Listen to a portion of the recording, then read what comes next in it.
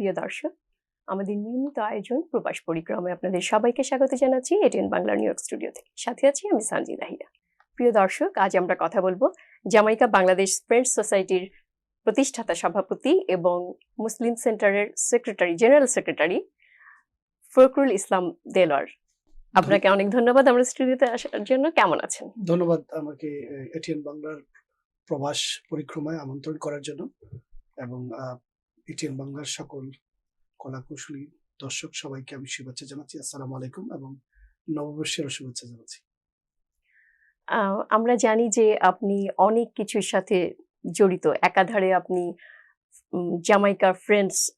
Jamaica Bangladesh friends সোসাইটির প্রতিষ্ঠাতা, আপনি সেন্ট্রাল মুসলিম সেন্টার মসজিদের আপনি সেক্রেটারি, এবং আপনি এছাড়াও আপনি একজন আমাদের বাংলাদেশ কমিউনিটির পরিচিত মুখ এবং খুব জনপ্রিয় একজন মানুষ, ব্যবসায়ী, ফাতেমা ব্রাদার্স এন্ড গ্রুপের আপনি পরিচালক। তো আমি একটু জানতে চাই আসলে আপনার এই যে এত কিছু একসাথে কিভাবে মেনটেন করেন? আমি খুব ছোট বয়সে থেকেই কমিউনিটির সাথে আমি জড়িত। আমি হাই স্কুল থাকা অবস্থা থেকে আমি যে এলাকায় থাকি জামাইকা, আজকে এখানে প্রবাসের নিউ ইয়র্ক সিটির একটি অন্যতম বাংলাদেশি বসবাস কেন্দ্র, যেখানে আমি মনে করি সর্বাধিক বাংলাদেশের বসবাস এই জামাইকাকে কেন্দ্র করে। তো যখন আমি ছোট বয়সে, তখন খুব হাতে গোনা বাংলাদেশ কমিউনিটির সেখানে লোকজন ছিল, এবং আমার বাবা একজন সমাজসেবী ছিলেন। আমার বাবাকে ছোট বয়সে আমি হারাই, এবং আমার ভিতরে সেই রিয়েলাইজেশনটুকু আসে যে আমি আমার কৃষ্টি কালচারকে ধরে রাখার জন্য, আমার জন্য এবং আমার পরবর্তী প্রজন্মের জন্য আমাকে কমিউনিটিতে ইনভলভ হওয়া দরকার। তো তখন আমি 1998 আমার বয়সী যারা আছেন তাদেরকে নিয়ে একটি সংগঠন আমি গঠন করি, যেটার নাম Jamaica Bangladesh friends society. That means আপনি জামাইকা বাংলাদেশ ফ্রেন্ডস সোসাইটি থেকে একদম প্রতিষ্ঠা লগ্ন থেকে, মানে অনেক ছোট বয়সে আপনি শুরু করেছেন? জি জি। কারণ ওইখানে খুব বৈরী পরিবেশে আমাদেরকে বড় হতে হয়েছে। তো তখন আমার মধ্যে একটা রিয়েলাইজেশন কাজ করে তখনকার সময়, যে আমি ভিন্ন পরিসরে আমি ইনফ্লুয়েন্স হচ্ছিলাম। তো সেখান থেকে আমাকে সরে আসতে হলে আমি মনে করেছি যে আমাদের কৃষ্টি কালচার নিয়ে আমাদেরকে ব্যস্ত হতে হয়েছে, এবং সেই কৃষ্টি আমাদের যে বাংলাদেশের দিবসগুলো আছে সেগুলা আমরা উদযাপন করা শুরু করলাম আমাদের মতো করে, এবং বাংলাদেশ কমিউনিটি লোকজনকে নিয়ে, এবং ছোট্ট আকারে জামাইকাতে বাংলাদেশি কোনো ইভেন্ট হতো না, বিকজ বাংলাদেশের লোকজন খুব কম ছিল তখনকার সময়। I'm talking about 1990s, 2000, around that time. তখনকার বাংলাদেশ কমিউনিটি মানে এস্টোরিয়া কেন্দ্রিক ছিল আমাদের বাংলাদেশ কমিউনিটি, এবং বাংলাদেশ কমিউনিটির যাবতীয় অনুষ্ঠানাদি এস্টোরিয়াতে হতো।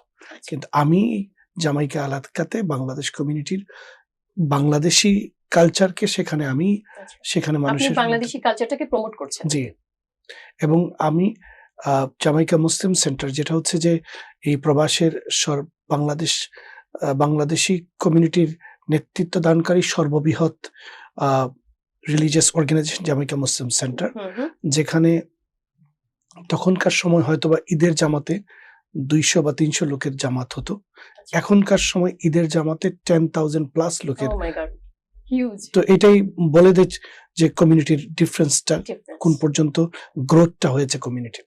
তো তখনকার সময় আমাদের একটা চ্যালেঞ্জ ছিল যে আমাদের মধ্যে যে জামাইকা একটা আনসেফ কমিউনিটি ছিল। সবাই মনে করতো জামাইকা বসবাসের যোগ্য কমিউনিটি ছিল না, তখন মনে করতো যে আমাদের মতো কমিউনিটির জন্য, কারণ সেখানের বৈরী পরিবেশ ছিল আমাদের জন্য। একটু ইন্টারাপ্ট করছি, যে আপনি তো বললেন যে আপনি অনেক কম বয়সে যে হায়ার স্কুল তখন আপনি এই কমিউনিটিতে এসেছেন বা আপনার পদার্পণ হলো।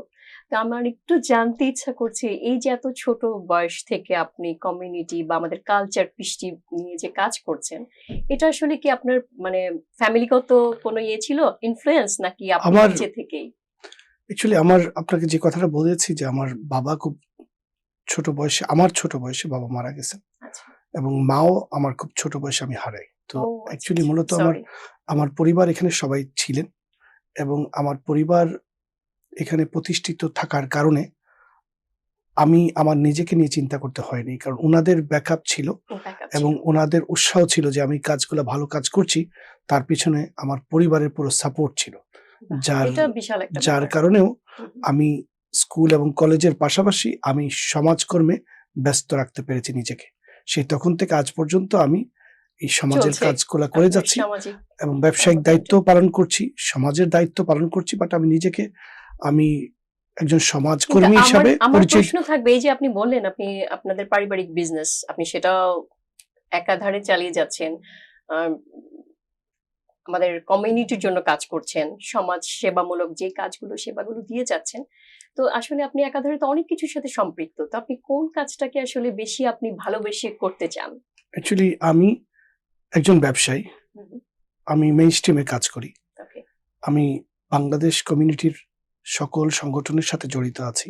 হুম, হুম। আমি বাংলাদেশ কমিউনিটির মাদার অর্গানাইজেশন যেটা হচ্ছে আমব্রেলা অর্গানাইজেশন বলে বাংলাদেশ সোসাইটি, হুম, হুম। সেটার একজন ট্রাস্টি বোর্ডের সর্বকনিষ্ঠ সদস্য ও হিসাবে সেখানে ট্রাস্টি বিশাল বোর্ডের ব্যাপার। সর্বোচ্চ মর্যাদার জায়গায় আমি আছি। জামাইকার যে কথাটা বললাম আপনাকে, যেই কিশোর বয়সে আমি প্রতিষ্ঠা করি আমার বন্ধু-বান্ধবদের নিয়ে, তাদের প্রতিও ধন্যবাদ জানাচ্ছি যারা আমার সাথে তখনকার সময় ছিলেন। হুম, হুম। জামাইকা বাংলাদেশ ফ্রেন্ড সোসাইটি আজকে এটা একটা নবীন এবং প্রবীণের সমন্বয়ে আ বাংলাদেশ কমিউনিটির একটি আমব্রেলা অর্গানাইজেশন হিসাবে প্রতিষ্ঠিত হয়ে প্রতিষ্ঠিত কাজ হয়েছে। কাজ করে যাচ্ছে। এবং এই সংগঠন দীর্ঘ প্রায় ২৫ বছর হয়ে গেছে এবং আমরা খুব সহসাই ২৫ বছর উদযাপন করব। বাহ! এবং আমাদের সেই ২৫ বছরের টার্গেট থাকবে যে জামাইকার বাংলাদেশ কমিউনিটির ইতিহাসটা তুলে ধরা। বাহ! এই যে আপনি ২৫ বছর উদযাপনের একটা প্ল্যান করেছেন। এটা আসলে কোথায় মানে একটু কি জানতে পারি যে জি, আমরা অ্যাকচুয়ালি প্ল্যানিং স্টেজে আছি। হুম, হুম। আমরা ২ দিন বা ৩ দিন ব্যাপী অনুষ্ঠান করব। আচ্ছা। সেই সেটা কোথায়? ৩ দিন জামাইকা অঞ্চলে। জামাইকায়। আচ্ছা, যেহেতু আচ্ছা। আমাদের হ্যাঁ, হ্যাঁ। বেসটা জামাইকায়, আচ্ছা, সেজন্য জামাইকা এলাকায় আমরা আচ্ছা, করব। আচ্ছা। জামাইকার এলাকার আশেপাশে কোনো একটা বড় হলের মধ্যে করব, যাতে করে কমিউনিটির সবাইকে নিয়ে আমরা সেই উদযাপনটা করতে পারি। এবং আমাদের টার্গেটটা হচ্ছে যে উম বিগত ২৫ বছরের অধিক সময় ধরে যে বাংলাদেশ কমিউনিটির আ যে গোড়াপত্তন হয়েছে সেটাকে তুলে ধরা আচ্ছা। এবং আগামী ২৫ থেকে ৫০ বছর বাংলাদেশ কমিউনিটি ফিউচার প্ল্যান। ফিউচারটা কোন পর্যায়ে যেতে পারে, কোন জায়গায় নিয়ে যাওয়া ওহ মাই যায় এবং কি প্রয়োজন হবে সেটা করার জন্য সেই জিনিসটা তুলে ধরা। এটাই দ্যাটস হচ্ছে আমাদের গ্রেট। মেইন উদ্দেশ্যটা। গ্রেট জি, উদ্দেশ্য আপনাদের। জি, হোপফুলি সেটা ভালোভাবে জি, হবে। তো আমি একটু এই যে আপনি বললেন যে আপনি সেবামূলক কাজ বেশি পছন্দ করেন, জি, রাইট? তো আমি এজন্য আপনি অনেক অ্যাওয়ার্ডও পেয়েছেন। জি, আমি যতটুকু জানি জি, কমিউনিটি আমাদের জি। বাঙালি কমিউনিটি থেকে বা বাংলাদেশ থেকে কালচারাল। তো এই প্রজন্মের জন্য কি আপনারা কিছু করে থাকেন? যে এই প্রজন্মের আপনি তো বললেন যে আপনি কালচারটাকে প্রমোট করছেন। তো সেক্ষেত্রে আসলে একটু জানতে চাইবো যে আমাদের এখানে এই প্রজন্ম, নতুন প্রজন্মের জন্য কোনো প্ল্যান আছে কিনা? আমি যে কথাটা আপনাকে বলেছি, আমি একজন সমাজকর্মী। হু, হু। এই পরিচয়টা I feel proud that আমি এই পরিচয় অফ দিতে কোর্স। আই আমার অনেক পরিচয় আছে, অনেক লেভেলে আমি কাজ করি। বাট হু, হু। আমি একজন সমাজকর্মী। এই সেই জায়গা এই থেকেই আমি পরিচয়টাই প্রশ্নটা আমি করেছি। ভালো ফিল করি। হ্যাঁ। তো আপনি জেনে খুশি হবেন জামাইকা মুসলিম সেন্টার, যেখানে আমি একসময় ছোট বয়সে উইকেন্ড স্কুলে পড়তাম। আজকে হুম, সেই প্রতিষ্ঠানের আমি জেনারেল সেক্রেটারির দায়িত্ব পালন করছি। হুম, আমি এটা প্রিভিলেজ মনে করি যে আমি এই ছোট বয়সে এত বড় একটা গুরু দায়িত্ব, অফ একটা কোর্স। ধর্মীয় প্রতিষ্ঠানের হুম, একটা হুম। গুরু দায়িত্ব পেয়েছি। এটা বিশাল ব্যাপার। আমি যেহেতু নিজে একদম ছোট বয়স থেকে কমিউনিটির সাথে জড়িত এবং আমি এখানে বড় হয়েছি, সেজন্য আমি আমার বয়সী প্লাস আমার থেকে যারা ইয়াং তাদের সাথে আমি কানেক্ট করতে পারি। বিকজ আমি এই হুম। জার্নিটা থেকে এসেছি। এটা আসলে বিশাল একটা ব্যাপার। এই যে আপনি বললেন যে আপনার যেই মানে খুব কম বয়সে আপনি এই জায়গাটাতে পৌঁছেছেন। যে কারণে আপনি কিন্তু ইন্টারাপ্ট করতে পারছেন। কম বয়সীদের সাথেও করতে পারছেন। আপনার চেয়ে বেশি বয়সের সাথেও করতে পারছেন।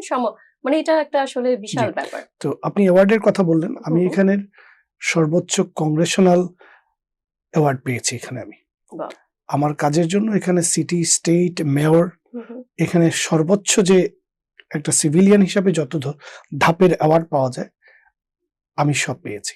অনেক বাট অনেক মানে কংগ্রাচুলেশনস যে থ্যাংক ইউ। আপনি এত সব এবং আমি আগামী আগামী ১৫ তারিখে হুম, হুম। আ আমার জামাইকার এলাকার একটি আ 100 ইয়ার্স ওল্ড ডেমোক্রেটিক অর্গানাইজেশন, সেখানে তারা আমাকে কমিউনিটির কাজের জন্য তারা আমাকে ইনভাইটেড, মানে অ্যাওয়ার্ড দিচ্ছে অ্যাওয়ার্ড দিচ্ছে। অ্যাওয়ার্ড দিচ্ছে।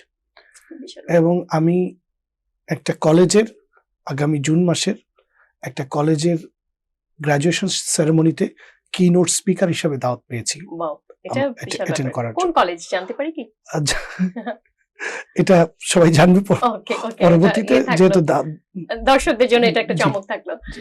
আমি আর একটু জানতে চাই যে এই মানে আপনি তো সেবামূলক কাজ করে থাকেন কমিউনিটির জন্য, আমাদের বাংলাদেশের মানুষদের জন্য। তো আমি একটু পার্সোনালি একটু একটা প্রশ্ন আমার, যে আমরা যখন জামাইকাতে যাই, কোনো কাজে যাই বা ইয়েতে, দেখা যায় যে পার্ক করার জন্য জায়গা থাকে না। হ্যাঁ, তখন দেখা যায় যে বিভিন্ন শ্রেণীর লোকজন কিন্তু সেখানে আসে, রাইট? সবাই আসে, বাট সেটা তো জামাইকা তো বাঙালি কমিউনিটি বেশি ওখানে, বাট ওখানে দেখা যায় যে পার্কিং করা যাচ্ছে না, এবং অনেক জায়গাতে দেখা যাচ্ছে ডাবল করে পার্ক করে রেখেছে, যে জন্য আমরা আমাদের কাজটা করার জন্য দেখা যায় আমাদেরকে অনেক ঘুরতে হয় পার্ক করার জন্য। তো সেই ব্যাপারে কি আপনারা কোনো পদক্ষেপ নিচ্ছেন? অ্যাকচুয়ালি আমি এই বিষয় নিয়ে ডিওটির সাথে অনেকগুলা মিটিং করেছি, ডিপার্টমেন্ট অফ স্যানিটেশনের সাথে মিটিং করেছি এলাকাটাকে পরিষ্কার রাখার জন্য। এবং আমি এখানের বড় প্রেসিডেন্টের সাথে পার্সোনালি, উনি আমার খুব ভালো বন্ধু, তার সাথে কথা বলেছি, এবং ওনাকে নিয়ে আমি পার্সোনালি রাস্তার মধ্যে হেঁটে ওনাকে আমি প্রবলেমগুলো আরো ব্যাপকভাবে এক্সপ্লেন করেছি। ব্যাপার হচ্ছে যে যে কোনো জায়গায়, দেশে হোক বিদেশে হোক, যে কোনো জায়গায় এখানে কিছু সময় সাপেক্ষ বিষয় থাকে। যে কোনো একটা প্রবলেম ক্রিয়েট হলে এটাকে ওভারনাইট এটাকে চেঞ্জ করা যায় না। আসলে যেটা হয়েছে যে বাঙালি, মানে আমরা এখানে দেখা যায় কিছু কিছু কারণের জন্য বাংলাদেশিদের উপর অন্য ভাষাভাষীরা কিন্তু আঙুল তোলে, যে আমাদের একটা ব্যাড রেপুটেশন হয়ে যায়, এটার জন্য ব্যাড আসে, অব্লিগেশন চলে আসে। তো সেই জায়গা থেকেই আমি প্রশ্নটা করলাম। এটা হয়তো আমাদের হয়তো মনস্তাত্ত্বিক একটা বিষয়, যে আমরা দেখবেন যে আমরা যখন একটা অন্য এলাকায় যাই, আমরা ঠিকই সব রুল রেগুলেশন মানছি। যখনই আমরা আমাদের একটা কমিউনিটির কোনো জায়গায় আমরা ঢুকে পড়ছি, তখন আমাদের মেন্টালিটিটা চেঞ্জ হয়ে যাচ্ছে। তো এটা হয়তো মনস্তাত্ত্বিক বিষয়, বাট আমার মনে হয় সবাই সচেতন ভাবে আমরা যদি চিন্তা করি, এবং সবাই যদি একটু যে কনসিডারেশনটা এটা থাকে, যে যেই জিনিসটা আমি আরেকজনের জন্য করলে ইনকনভিনিয়েন্স ফিল করবো আমি, এটা যেন আমি না করি। সিম্পলি এতটুকু যদি চিন্তা করি, তাহলে আমরা যে আমি যে কেউ যদি কোনো ধরনের অসুবিধা ক্রিয়েট করে যেটা আমার জন্য প্রবলেম হবে, আমি যেন আরেকজনের জন্য এই প্রবলেমটা ক্রিয়েট না করি, তখনই দেখবেন অনেক ক্ষেত্রে সবকিছু সহজ হয়ে যাচ্ছে। আর আপনি যে কথাটা বললেন যে আমাদের নিউ জেনারেশনের সাথে কানেক্টিভিটির বিষয়টা, যেটা হচ্ছে যে আমরা এজ এ কমিউনিটির বিভিন্ন ইভেন্ট করি সবসময়, আমরা ডেফিনেটলি আমরা যারা একটু ওল্ডার জেনারেশন সবাই যাই, আমরা একটু বক্তৃতা দিতে পছন্দ করি বা লম্বা সময় ধরে। তো হয় কি, অনেক সময় বাচ্চারা যখন যায়, তারা যখন বোর ফিল করে, বিকজ এই ল্যাঙ্গুয়েজটা, প্রথম কথা হচ্ছে তারা ল্যাঙ্গুয়েজটা বুঝতেছে না। তো ল্যাঙ্গুয়েজটা বুঝতেছে না, তারা ঘন্টার পর ঘন্টা আমরা বক্তব্য দিয়েই যাচ্ছি, তাদের জন্য তো এখানে কিছু নাই। এখন তাদের যদি পার্টিসিপেশন থাকতো, তাদের যদি কিছু বিষয় থাকতো, তাদের স্কুল নিয়ে কথা বলার, তাদের ক্যারিয়ার নিয়ে কথা বলার, বা তাদেরকে ইনকারেজ করার জন্য যদি কোনো সাবজেক্ট সেখানে থাকতো, তারা ফিল করতো। তারা হয়তো তারা বাবা মাদের সাথে ছোট বয়সে যাচ্ছে, যাওয়ার পরে যে জিনিসটা দেখতেছে তারা, যে আমি ওখানে যাচ্ছি, বাবা মা আমাদেরকে নিয়ে যাচ্ছে, বিকজ আমার কোনো চয়েস নেই, আমি যেতে হচ্ছে। তো যাওয়ার পরে বাচ্চারা ছোট বয়সে পিছনে দৌড়াদৌড়ি করতেছে, বোর হচ্ছে, এবং ওই মেন্টালিটিটা তার কাছে রয়ে যাচ্ছে। সে তার বড় হওয়ার পরে যদি কেউ তাকে দাওয়াত দিচ্ছে, সে তার ওখানে যেতে চাচ্ছে না, বিকজ তার মাথার মধ্যে তো ওই জিনিসটা রয়ে যাচ্ছে যে আমার তো এখানে কিছু নেই। তো সেই জন্য আমরা যদি তাদের চিন্তা করে যদি ইভেন্টস করতে পারি, তাদের কালচারাল কিছু সেরকম যদি আমরা তাদেরকে দিতে পারি, তাহলে অবশ্যই তারা আসবে এবং তারা ভালো ফিল করে, তখন তারা ভালোবেসে আসবে। যেমন আমি জামাইকা মুসলিম সেন্টারে আমি সেক্রেটারি দায়িত্ব পালন করে যে দায়িত্বগুলো পালন করছি, তার পাশাপাশি সেখানে একটু ইন্টারাপ্ট করছি, সেখানে এই যে আপনি সেক্রেটারি দায়িত্ব পালন করছেন, তো জামাইকা মুসলিম সেন্টারে কি সেরকম নতুন প্রজন্মের জন্য বা বাচ্চাদের জন্য তেমন কিছু আছে? জি, আমাদের সেখানে প্রতি ফ্রাইডেতে ইউথের প্রোগ্রাম থাকে, ছেলেদের এবং মেয়েদের, যেহেতু মসজিদ প্রতিষ্ঠান সেপারেট না, সেটা ফ্রি একদম কমপ্লিটলি ফ্রি, এবং তাদের পিৎজা বা বার্গার তাদের বিভিন্ন সময় থাকে। আমি চেষ্টা করি তাদের ওরিয়েন্টেড কিডস ওরিয়েন্টেড প্রোগ্রামগুলো বেশি করার জন্য। কারণ হচ্ছে সেখানে আসলে কি ধরনের প্রোগ্রামগুলো দিয়ে থাকেন? যে যেমন মনে করেন এখন আমরা নতুন শুরু করেছি একটা মার্শাল আর্টের প্রশিক্ষণ। আচ্ছা, তো এটা আসলে মার্শাল আর্ট এটার মানে না যে সে খুব ফাইটার হয়ে যাবে, বাট এটা বাট প্রোটেকশনের জন্য ছোট্ট এটা করে তার একটা ডিফেন্সের একটা টেকনিক সে শিখে রাখবে হ্যাঁ, ছোট শিখে বয়স রাখবে। থেকে। এটা সেটার কি কোনো এজ লিমিট আছে? যে আমরা ছোট বয়সদের দিচ্ছি। আচ্ছা, তো ডেফিনেটলি যারা এই বাচ্চারা আগ্রহ ফিল করে যারা হাই স্কুল পড়ে তারা মানে ছেলেদের আছে, আচ্ছা, বাট তারপরেও যদি কেউ যদি একদম প্রফেশনাল আরেকটু আপার যেতে চায়, ডেফিনেটলি তারা কোনো একটা মার্শাল আর্টের স্কুলে যেয়ে ভর্তি হবে। আমাদের মূলত এখানে Just এরকম না যে কোনো মার্শাল আর্টের চ্যাম্পিয়ন হয়ে আমাদের থেকে বের না, হবে। সেটা না, জাস্ট আমরা জাস্ট বেসিকলি যে বেসিকটা একটা মানুষের একটা ছোট ছেলের বা একটা কিডস এর তার একটা একটা সিচুয়েশনে একটা বেসিক একটা নিজেকে, টেকনিক মার্শাল আর্টের যে শেখানো হচ্ছে। সেলফ ডিফেন্স বেসিক হ্যাঁ, কথা ওইটা শেখানো। আর okay. তারপরে মনে করেন যে But এটাও জি, খুব ভালো আমি মনে তারপরে করি। আমরা বিভিন্ন ধরনের ইনডোর খেলাধুলার আয়োজন করে থাকি, কারণ বাচ্চারা স্কুলে যায়, তাদের একটু বিনোদনের দরকার আছে। সো খেলাধুলার মাধ্যমে তারা কানেক্টেড হয় মসজিদের আচ্ছা, সাথে। সেটা কি আপনারা হলিডেতে স্যাটারডে সানডে এরকম করে? স্যাটারডে ফ্রাইডেতে থাকে, আফটার বিকেল সন্ধ্যার দিকে থাকে, আচ্ছা, এবং উইকেন্ডে যদি কোনো স্পেশাল ইভেন্ট থাকে তাহলে উইকেন্ডে আমরা করি। এবং এখন সামার আসছে, আমরা বাইরেও আদার ইভেন্ট করব, কারণ হচ্ছে একটা ধর্মীয় পার্সপেক্টিভ থেকে বলছি। সেটার জন্য কি কোনো ইয়ে করতে হয় যে এই যে ইভেন্টটা শুরু করবেন সেটার জন্য কোনো রেজিস্ট্রেশন বা কিছু? অবশ্যই থাকে, এবং আমাদের সেটা কি অনলাইন? আমরা ফ্রাইডেতে অবশ্যই অনলাইনে আছে, ইউথের একটা গ্রুপ আছে, তারা সবকিছু অনলাইনে করে, তাদের জানা আছে, তারা ইনফরমেশন গুলো পেয়ে থাকে। আমরা আমাদের সকল সোশ্যাল মিডিয়াতে আমরা সেটা আপলোড করি, এবং প্রতি ফ্রাইডেতে আমাদের মসজিদে আমরা অ্যানাউন্সমেন্ট মেক করি, প্লাস আমাদের সেখানে স্ক্রিন আছে, স্ক্রিনের মধ্যে সব ইনফরমেশন থাকে। তো যে কথাটা বলছিলাম সেটা হচ্ছে যে আমি যখন কমিউনিটির কথা বলবো তখন কালচারের কথাটা বলবো, বাট আমি যখন ধর্মীয় প্রতিষ্ঠানে বলছি, তো আমরা অনেকগুলা মসজিদ হচ্ছে কমিউনিটিতে, কিন্তু আমাদের বয়স্ক লোকজন যাচ্ছে, ইয়ংরা যাচ্ছেন, যে কোনো ধর্মীয় প্রতিষ্ঠান বলেন, সেটা মন্দির হতে পারে, মসজিদ হতে পারে। এখন যদি আপনি নতুন প্রজন্মকে, নিউ জেনারেশনকে যদি মসজিদ মন্দিরে যদি আপনি যদি তাকে যদি এটার সাথে পরিচয় না করান, ধর্মের সাথে পরিচয় করা না করেন, তাহলে এক পর্যায়ে যে কিন্তু বয়স্কের পরে আর কেউ যাওয়ার জন্য লোকজন থাকবে না। সেই জন্য আমরা সবসময় এই এমফাসাইজ করি যে ইউথদেরকে ইনভলভ করা আমাদের ধর্মের সাথে, আমাদের কালচারের সাথে, আমাদের কমিউনিটির সাথে, বিকজ তারা যদি আমাদের কমিউনিটির সাথে যদি না আসে, প্রথম কথা হচ্ছে আমাদের একটা গ্যাপ হয়ে যাবে, এবং কিছুদিন পরে এই কমিউনিটিকে কাজ করার আমাদের লোক থাকবে না। তারা কিন্তু অন্যান্য জায়গায় যে ঠিকই করতেছে, তারা খুঁজে পাবে তাদের অন্য কাজ করার পরিবেশ। তো আমি মনে করি যে যারাই আমরা সমাজের কাজ করি বা ধর্মের কাজ করি বা যেই জায়গায় আমরা কমিউনিটির কাজ করি, সেখানে আমরা যেন নবীনদেরকে আমাদের ইউথদেরকে আমরা ইনভলভ করি, তাদেরকে ইনভলভ করে তাদেরকে সেই তাদের জায়গাটা বুঝিয়ে দেওয়া। জি, আমরা যেন ক্ষেত্রটা তাদের জায়গাটা যেন করে দেই তাদের, সেটা বিশাল ব্যাপার। এটা অনেক ধন্যবাদ আপনাকে। তো এবার আসি একটু মসজিদ, মানে ধার্মিক ইয়েটা গেল, রিলিজিয়াস। তো এবার আসবো যে সমাজের তো আরো আপনি অনেক সমাজ সেবামূলক কাজ করে থাকেন, এবং আর কি কি সংগঠন, আপনি তো অনেক সংগঠনে সম্পৃক্ত, আর কি কি সংগঠনের সাথে সম্পৃক্ত আছেন? আমি মানে সামাজিকের পাশাপাশি ব্যবসায়িক সংগঠনের সাথে জড়িত আছি, আমি মেইন স্ট্রিমের সাথে জড়িত আছি। এখানে অনেক, এটার কাজটা কি? মানে আপনি তো মানে একজন বিজনেসম্যান, রাইট?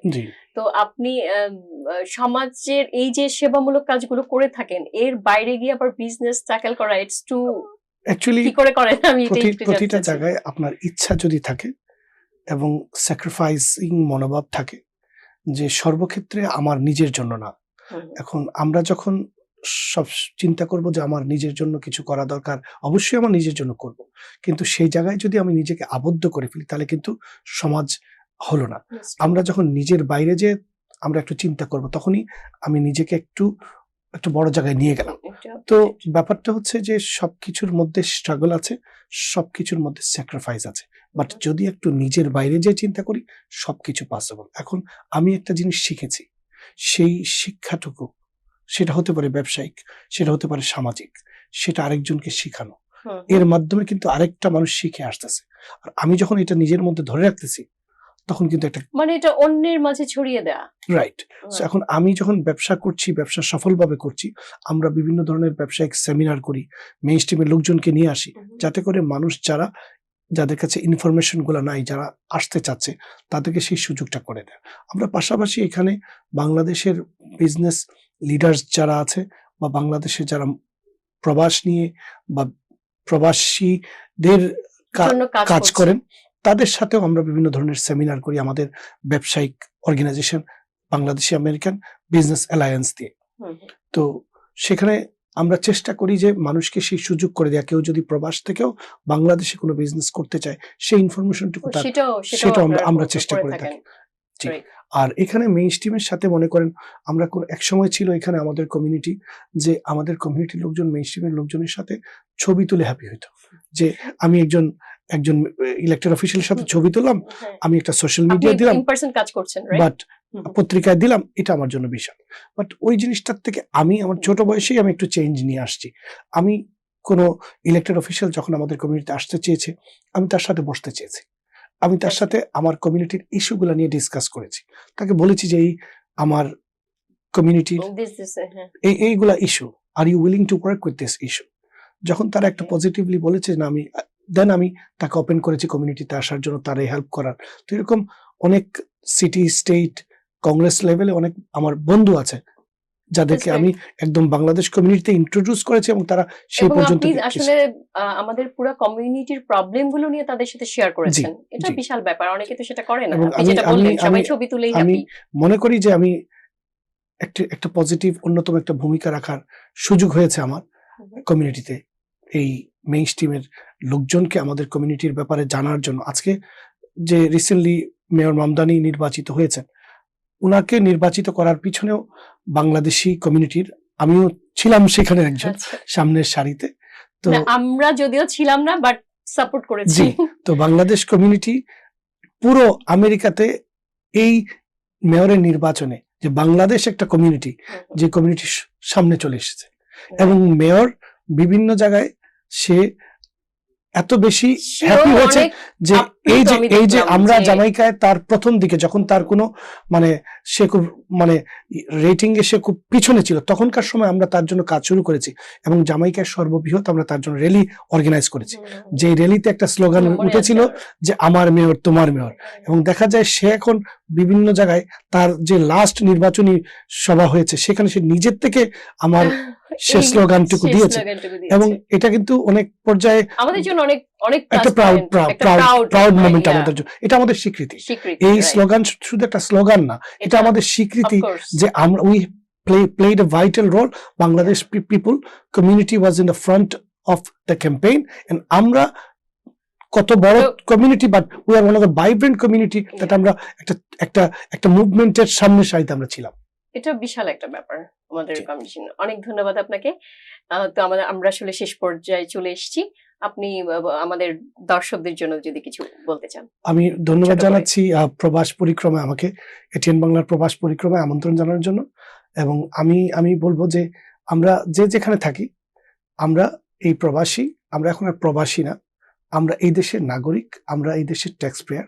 এখানে আপনি আপনার বাচ্চার স্কুলে ইনভলভ হন, আপনি কমিউনিটি বোর্ডে ইনভলভ হন, এবং আমরা সবাই মিলে একটা সুন্দর শক্তিশালী কমিউনিটি গড়ার জন্য সবাই যার যার অবস্থান থেকে কাজ করি। আমাদের মত পথের ভিন্নতা থাকবে, আছে, কিন্তু আমরা যেই জায়গায় আমরা ফিল করি যে একসাথে কাজ করলে কমিউনিটির গড়ার ক্ষেত্রে আরো শক্তিশালী কমিউনিটি আমরা পাবো, সেই জায়গায় সবাই মিলে আমরা বাংলাদেশ এবং এই বাংলাদেশি আমেরিকান কমিউনিটি শক্তিশালী কমিউনিটি করার জন্য, এবং আমাদের পরবর্তী প্রজন্মকে একটা আরো সুন্দর কমিউনিটি প্রদান করার জন্য, দান করার জন্য আমরা সবাই একযোগে কাজ করব। ধন্যবাদ। আজ এ পর্যন্তই।